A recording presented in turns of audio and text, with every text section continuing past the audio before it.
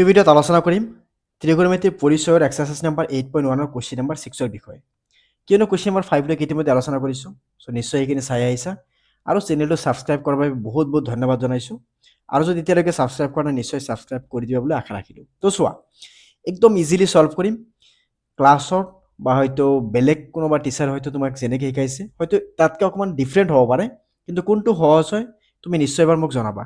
যদি মই কৰাটো ইজি হয় তেতিয়াহ'লে মোক জনাবা, আৰু যদি তোমাৰ টিচাৰে কৰাটো ইজি হয় তো মোক নিশ্চয় জনাবা। ঠিক আছে, যদি সেইটো বস্তু বেছি ইজি হয় লাগিলে মই নিজে সেইটো বস্তু শিকিম। তো সেইটোত কোনো অসুবিধা নাই। যদি তোমাৰ টিচাৰে শিকোৱা বস্তুখিনি ইজি হৈছে তো মোক নিশ্চয় এবাৰ হ'লেও জনাবা। তো চোৱা, যদি এংগেল এ আৰু এংগেল বি সূক্ষ্মকোণ হয় যাতে cos a is equals to cos b, তেন্তে দেখুৱাব লাগে যে এংগেল এ আৰু এংগেল বি সমান।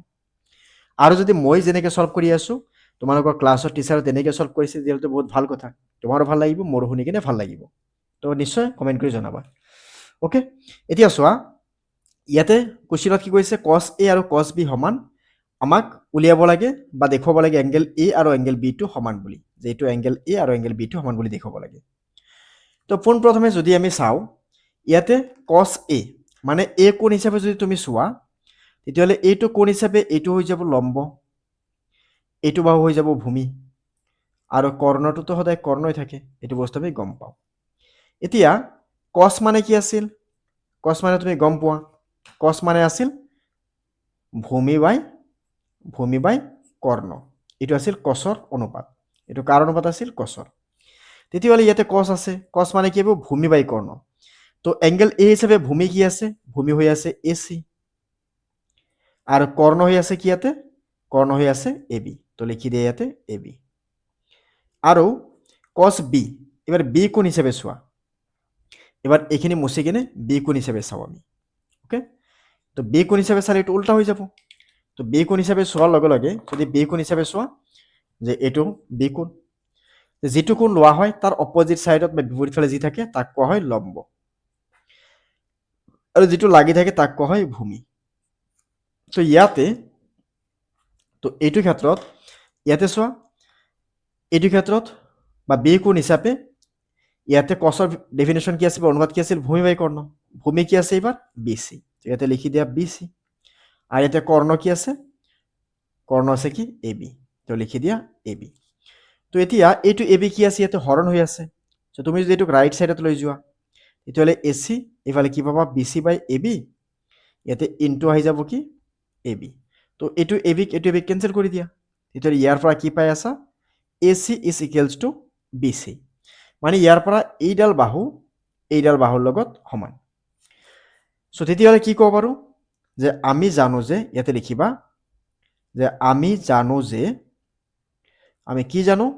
ক্লাছ 9তে শিকি আহিছোঁ যে সমান বাহুৰ, বা ইয়াতে লিখি দিব পাৰা যে ত্ৰিভুজৰ সমান বাহুৰ বিপৰীত কোণ, সমান বাহুৰ বিপৰীত কোণ সমান। ওকে, চ' সমান বাহুৰ বিপৰীত কোণ সমান। চ' দিয়াৰ ফৰ যদি AC বাহুডাল BC বাহুৰ সমান হয় তেতিয়াহ'লে angle A is equals to ক'ব পৰা যায় এংগেল B। তো হৈ গ'ল সমাধান কুৱেশ্যন নাম্বাৰ 6ৰ। এইখিনি লিখিলে হৈ যাব। নেক্সট এইবাৰ চাম আমি কুৱেশ্যন নাম্বাৰ 7। তো 7টো দুটা প্ৰব্লেম আছে, এটা এটাকে দুইটা প্ৰব্লেমে সলভ কৰিম। তো চাবা এতিয়া পোনপ্ৰথমে কি কৈছে? কট মানে আছে 7/8।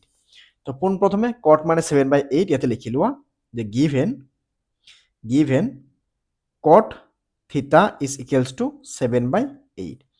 তো তেতিয়াহ'লে পোনপ্ৰথমে এনেকৈ আমি এটা ত্ৰিভুজ আঁকি কিনে চাব লাগিব। ছাপ'জ এইটোক A ক'লা, এইক ইয়াতে থিটা বুলি ক'লোঁ, এইটোক B ক'লোঁ, আৰু এইটোক C বুলি ক'লোঁ। এতিয়া এইটো কি হ'ব? অলৱেজ কৰ্ণটো কি থাকে? 90 ডিগ্ৰী অপজিট থাকে। নেক্সট আমাৰ কি থাকিল? কট। এতিয়া চোৱা, কট কি আছিল? টেনৰ বিপৰীত। টেন মানে কি আছিল? লক ফক লভ, মানে লম্ব বাই ভূমি। তেতিয়াহ'লে কট কি হ'ব? ভূমি বাই লম্ব। তো কট মানে কি আছিল? ভূমি বাই লম্ব। তো এইটো কোণ হিচাপে এইটো হৈ যাব লম্ব, আৰু এইটো হৈ যাব ভূমি। ওকে, ভূমি। তেতিয়াহ'লে ইয়াতে কিমান আছে? 7/8। এতিয়া ভূমি কি আছে আমাৰ? এতিয়া ভূমি আছে আমাৰ AB, আৰু লম্ব কিমান আছে? BC। তো তেতিয়াহ'লে ইয়াতে লিখি দিয়া 7/8 তো ইয়াৰ পৰা আমি বুজিব পাৰোঁ যে ইয়াতে AB মানে হৈছে 7 আৰু ইয়াতে BC মানে হৈছে 8 তো এবাৰ উলিয়াব লাগিব আমাৰ কৰ্ণ তো পাইথাগোৰাছৰ সূত্ৰৰ পৰা পাওঁ ইয়াতে লিখিব লাগিব যে পাইথাগোৰাছৰ সূত্ৰৰ পৰা পাওঁ পাইথাগোৰাছৰ সূত্ৰৰ পৰা কি পাওঁ যে কৰ্ণ স্কোৱাৰ ইজ ইকুৱেলছ টু ভূমি স্কোৱাৰ প্লাছ লম্ব স্কোৱাৰ তো ইয়াতে কৰ্ণ কিমান আছে কৰ্ণ আছে AC সো লিখি দিয়া AC এতিয়া স্কোৱাৰ উঠাই দিয়াৰ লগে লগে হোপালে কি হয় ৰুট ওভাৰ আহি যায় এতিয়া ভূমি মানে কিমান আছে AB তো লিখি দিয়া AB স্কোৱাৰ প্লাছ এটা লম্ব মানে কি আছে BC সো ইয়াতে লিখি দিয়া BC স্কোৱাৰ তো ইয়াৰ পৰা AB square okay AB square তো চোৱা AB ৰ মান কিমান আছে ইয়াতে 7 সো লিখি দিয়া 7 স্কোৱাৰ BC ৰ মান কিমান আছে ইয়াতে 8 সো লিখি দিয়া 8 স্কোৱাৰ সো হাত হাত গুণ কিমান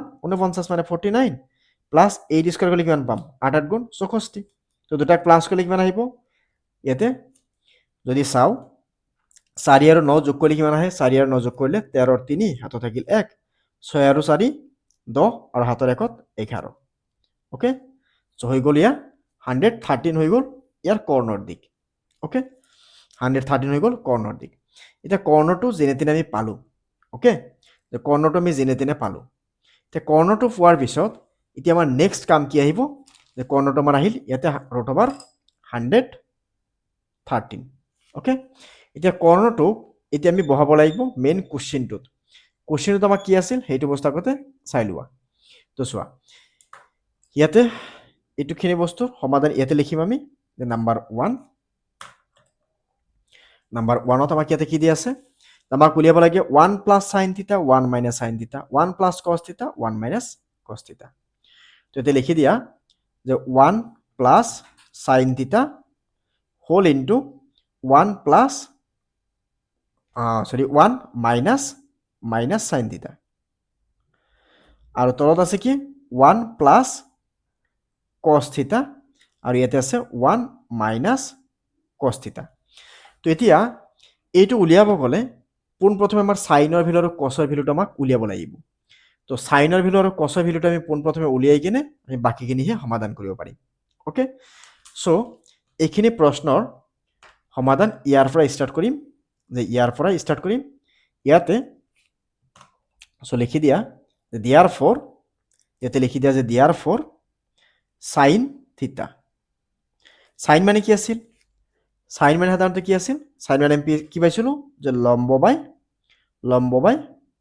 কৰ্ণ মানে লক এটা লম্ব কিমান আছে 8 কৰ্ণ কিমান আছে ৰুট ওভাৰ 113 লিখি দিয়া নেক্সট কি আছে cos থিটা cos মানে কি আছিল ভক মানে ভূমি বাই কৰ্ণ ইয়াতে ভূমি কিমান আছে ভূমি আছে 7 কৰ্ণ আছে কিমান ৰুট ওভাৰ 113 লিখি দিলো এতিয়া এইটো সমাধান কৰোতে আমি শৰ্টকাট নিয়ম ইউজ কৰিব পাৰো মানে আমি ইমান দীঘলীয়া নকৰি আমি ফৰ্মুলা এপ্লাই কৰি কিনে সলভ কৰিব পাৰো কিয়নো এটা ফৰ্মুলা শিকিছিলা তোমালোকে ফৰ্মুলাটো এনেকুৱা আছিল যে a plus b whole into a minus b এনেকুৱা থাকিলে কি লিখিব লাগে a square minus b square তো ইয়াতে 1 plus sin 1 minus sin 1 plus cos 1 minus cos তো ইয়াৰ পৰা লিখি দিয়া যে 1 স্কয়াৰ মাইনাস sin স্কয়াৰ থিটা বা sin থিটা স্কয়াৰ এনেকৈ লিখি দিয়া মানে একচুয়ালি এটুক sin স্কয়াৰ থিটা এনেকৈ লিখা হয় পিছত আমি সেইখিনি বস্তু চাম এটুকু লিখি দিয়া cos থিটা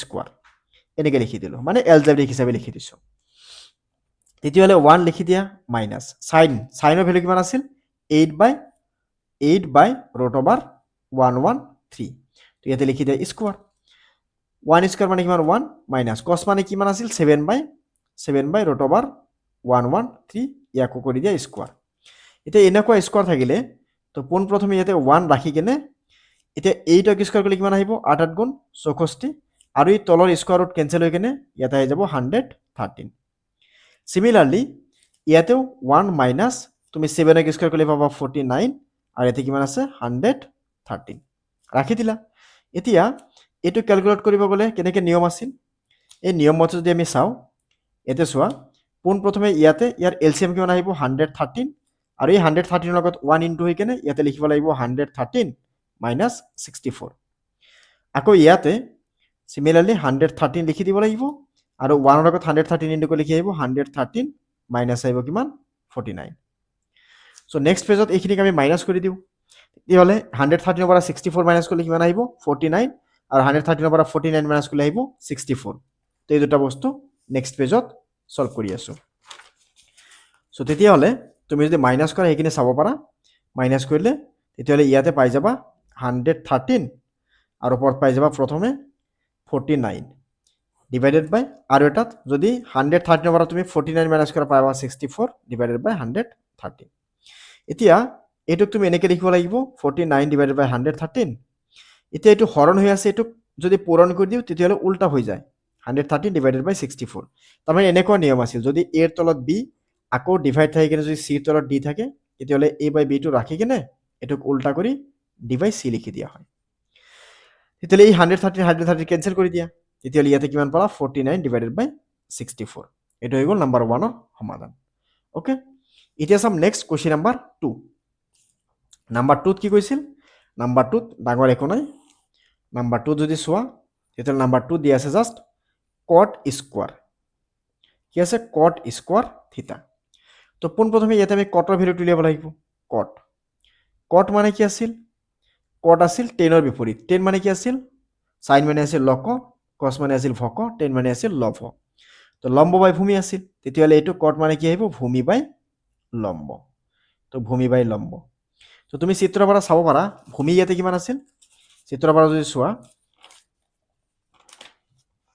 ইয়াতে ভূমি আছিল 7 লম্ব আছিল 8 তো তেতিয়াহ'লে ইয়াতে লিখি দিয়া 7/8 তো তেতিয়াহ'লে আহিব 7/8 তেতিয়াহ'লে কট স্কোৱাৰ থিটা কৰিলে কি পাবা 7/8 স্কোৱাৰ তাৰমানে তুমি ইয়াৰ পৰা লিখিব লাগিব 7 স্কোৱাৰ ডিভাইডেড বাই 8 স্কোৱাৰ তো 7 স্কোৱাৰ কৰিলে 7 7 গুণ 49 8 স্কোৱাৰ কৰিলে 64 তেতিয়াহ'লে ইয়াত সমাধান হৈ গ'ল 69/64 এইটো হৈ গ'ল কুৱেশ্যন নাম্বাৰ কিমান আছিল কুৱেশ্যন নাম্বাৰ এইটো আছিল 7ৰ 2ৰ সমাধান ওকে পৰৱৰ্তী ভিডিঅ'ত আমি কুৱেশ্যন নাম্বাৰ 8ৰ পৰা আলোচনা কৰিম সো চেনেলটো সাবস্ক্ৰাইব কৰি কিনে সেই গোটেইখিনি বস্তু চাই ল'বা ধন্যবাদ